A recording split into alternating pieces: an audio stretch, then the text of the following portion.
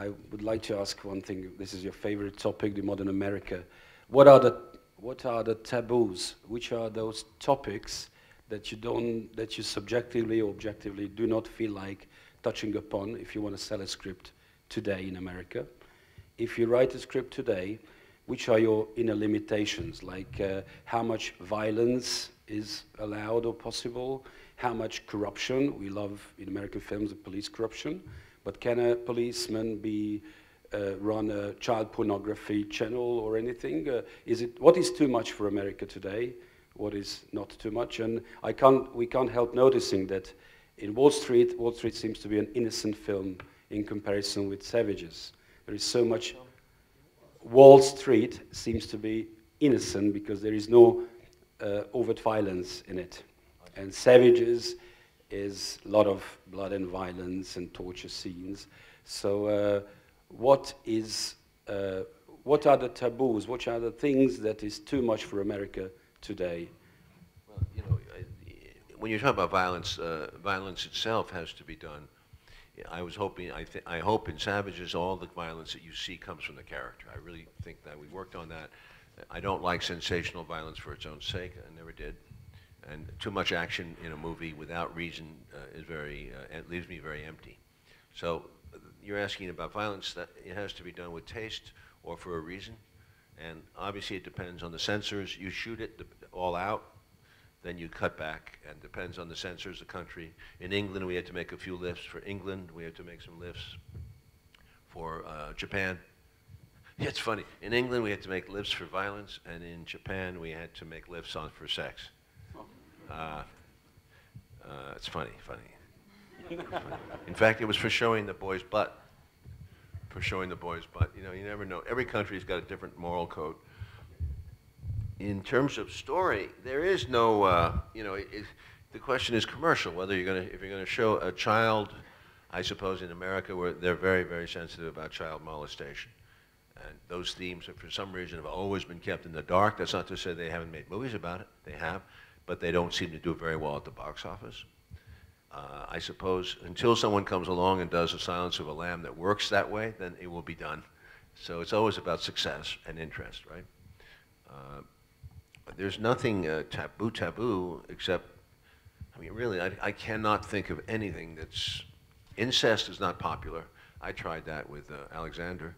I also tried homosexuality, and I also tried a eunuch. But you know, that's what these things are not popular.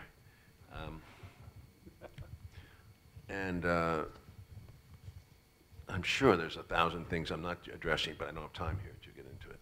Is there anything that comes to mind? I don't think there's any real taboos. I think taste and the reason for doing it, I think, needs to be very clear, and I think Oliver is always pushing that envelope. So he's always right there on the edge of what can be done and what can be criticized, and how you can do it tastefully and how you can present your point of view. I'll tell you a quick funny anecdote I remember now. For Natural Born Killers, we had to go back 7, 8 times to the Board of Review, Motion Picture Association. We ended up making 155 cuts in that movie. It was so painful for me. And that was released as the R-rated version. It took 20 years for Warner Brothers to release a NC unrated version, whatever they call it. But I kept asking the board, I said, what do I cut? I mean, what is it that bothers you? And they gave me finally a frank answer. They said, we can't say any one thing. It's just the whole film is totally chaotic. I remember that. So it's very hard to cut when you say you have to take out what you love about it is the chaos, the energy, and you know, tone it down. That's what they're saying. Tone it down. It's all about the perception of the violence, not that the violence is per se the moment of. There's not one shot that is disgusting. It's just the perception of it. Thank you. Do you have other questions? Yeah, there in the middle.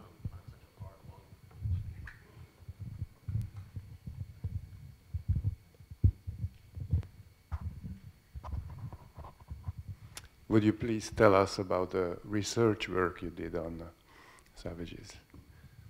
I went to, first of all, to see all the growers who would see me independent growers in California. And it's an interesting group. They're like the Silicon Valley people. They're very competitive and egocentric. That guy doesn't know how to grow. I can do 5 cycles a year. I use indoor, I go outdoor. I do 5 cycles outdoor. I can do 3 cycles indoor.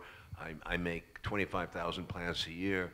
Some people grow it in a closet. A small closet can put 40 plants if you have the right lighting. And you know, it's a 12-hour, you need 12 hours of darkness for a plant, and the rest is light. But in the darkness is when the plant grows, the fertility of it. And they're very proud of their techniques. Hydroponic is the use of water. Some have big warehouses, some have small little, and they grow very good stuff, by the way, because they mix different seeds. They learn, through the years, you know, you pick up little tricks that you do. So everyone is a little bit, there's a magazine called High Times where they discuss, in America, and they discuss all their techniques. It's insane. It's like, you know, like having a sound stereo home catalog. That's what it is. So it's it's legal, or it's on the edge of legal because the state still can't define it. But then I also went to the computer hackers. That was another trip because they're anonymous young people. They hack anonymously. And it was the means by which the young people in California fought back against the cartel. They needed to know where the safe houses were. They needed to intercept things. So the hacking was very well done. It was very accurate. I had one guy help me there. I went to the DEA, the bad guys, and I talked to them. I've got a guy who just retired after 30 years, Eddie Follis, and he did a great job of helping us. He brought in 7, 8 cartel guys and girls. There were some girls too, and they met with our actors and they talked about their past time. Some have been in jail, some not.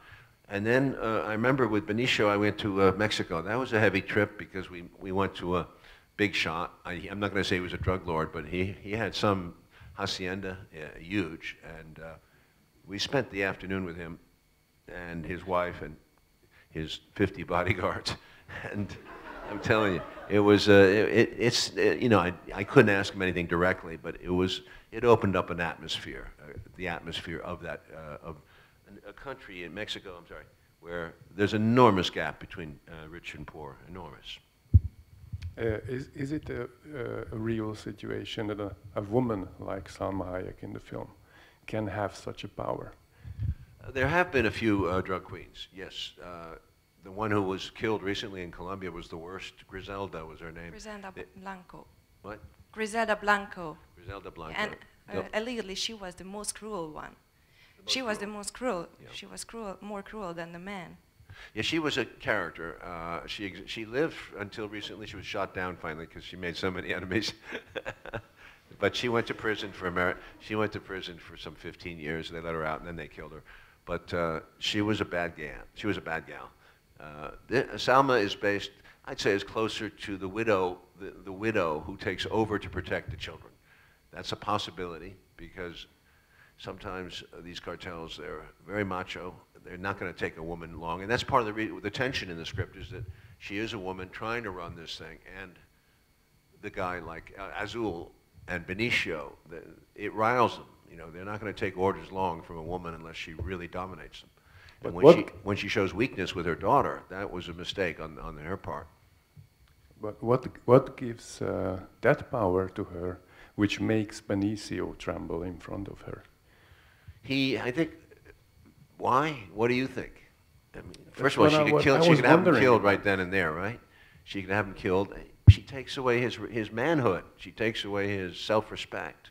She knows, she goes right for the gut, this girl. She's a tough cookie. But there is a girl in the Tijuana cartel right now, Maria Arellano, who is the head of the, it's a similar situation. It's the head of the cartel because all the brothers were killed. And that cartel has lost a lot of power.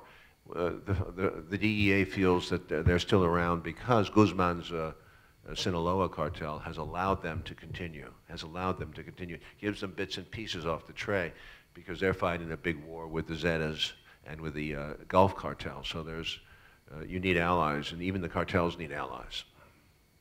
Thank you. Sorry, can I have a question? you are very outspoken on using drugs, or that you used to use drugs. Did you use your own experiences on drugs in this film? You're a druggie. Did you use your own experiences in this film? In other words, Thank you. You know, I don't. I think if you see the movie, no one. I mean, obviously, I know things, but I don't think you see addictive behavior. You don't feel like you're sitting there watching drug addicts. These guys are all into business. They're enjoying marijuana. Those are the three young people because they enjoy it. Benicio is snorting cocaine. He enjoys it, but it doesn't affect the plot. It doesn't affect his ability to function. He may be a little paranoid, yes. But no, I've never done a movie really about that. If you do Requiem for a Dream, beautiful movie, but that is about the drug state. And he does it well. So does Gus Van Sant in Drugstore Cowboy. You've seen movies, but I have never done that kind of movie, unless you include Scarface, where he puts his head into a pile of coke. But it's more about, let's get on with it, make it a movie, a story. You know, I'm using the drugs as a prop, as an action to move, to keep the thing going. And it's because it's worth a lot of money, that's why. Not because I'm trying to sell, not because, as one American newspaper said, Oliver Stone is trying to push marijuana. Thank you. Smoke. Go out and smoke, man. Because it's green. Although I think you might smoke a little bit before you see the movie, and you might relax and enjoy it. Okay. Do you have it here in Hungary? Do they have any good stuff? Not really. Not as good as in California. Don't buy that Mexican shit, man. It's bad.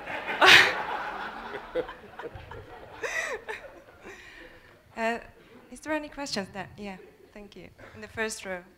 Can we have a microphone, please?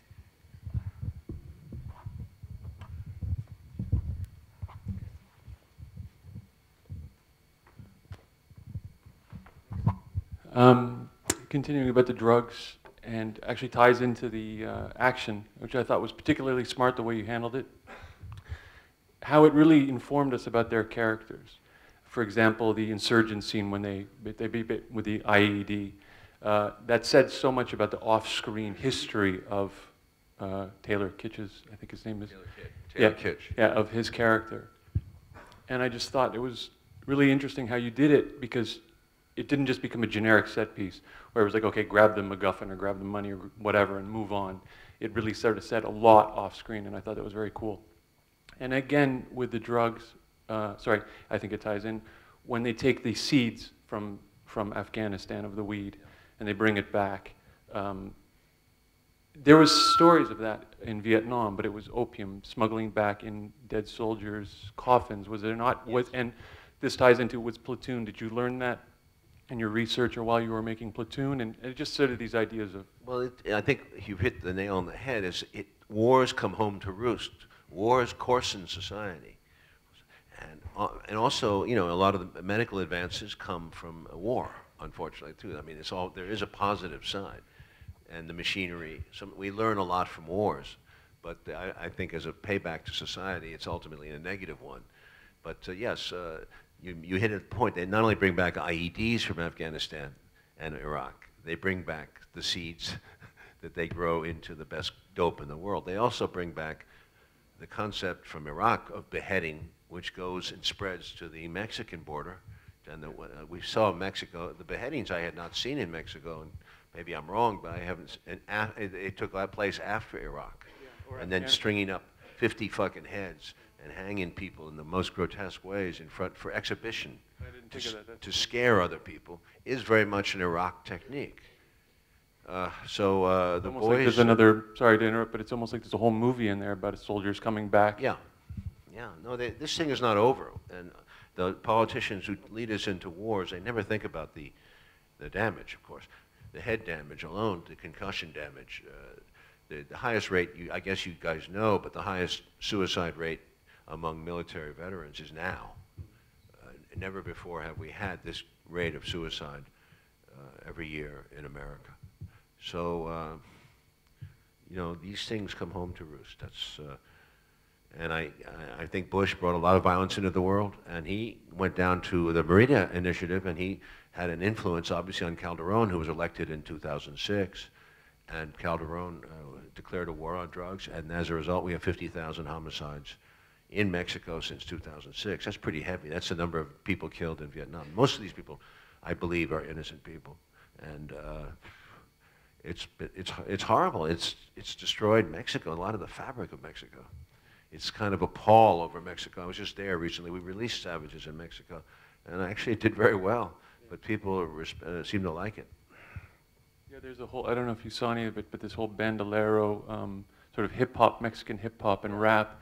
And it's, you know, they used to do these, you know, these ranchero songs and, you know, like the clubs in LA and the guys with the straw hats and jeans, but now it's transformed to this like Versace and murder type, you know, image. It's like Jay-Z gone 100 times with the violence. We did not use any, I heard all the narco corridos. These are songs about the drug dealers of Mexico. They're very, they're full of life, but we didn't use any. We used Mexican hip hop, we did. But there's I know one thing I noticed in the research, and the pictures I saw were way too disgusting to put in any movie. But whenever they do these torture things, like the whipping scene, they do get liquored up. And they have it, and it's a party. They invite people, they have women there, and they have their tequila, and they drink, and they party, and they laugh, and they watch the guy die, suffering as long as possible.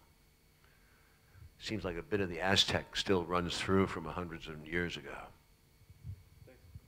Thank you very much. Any other questions? Yeah, there.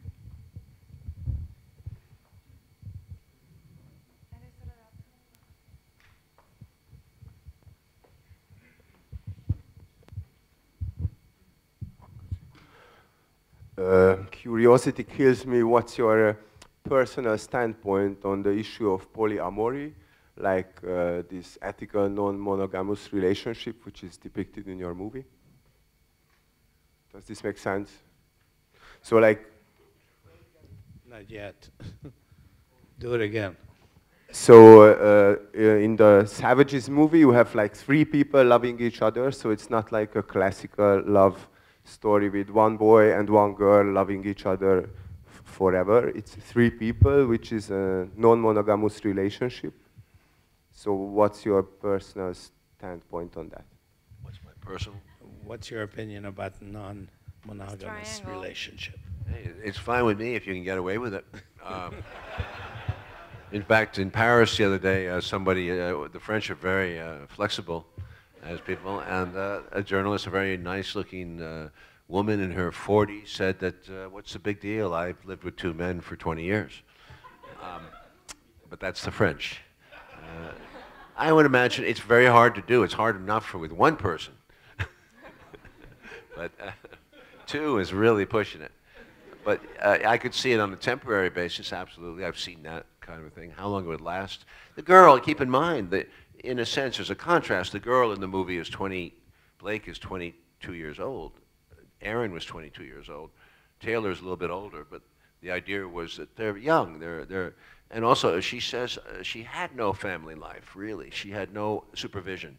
So she has to find out about men. At one point she says, these 2 men, I love them both equally because together they are 1 man. They bring her both sides of a man. One's a warrior, one's a softie.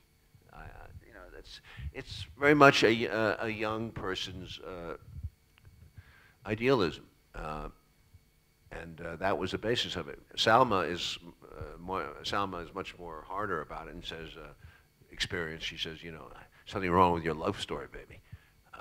You know, if these 2 boys, they say they love you, but they probably love each other more, which always brings back the heteros, you know, the idea from Butch Cassidy and Sundance Kid that it was really a bromance. But at the end of the movie, as I said earlier, Blake says very clearly, I just don't think it's possible for 3 people. After what they've been through, it's going to be very hard for them to go back to that status quo. She said, I don't think it's possible for 3 people to be equally in love. But that's just her opinion.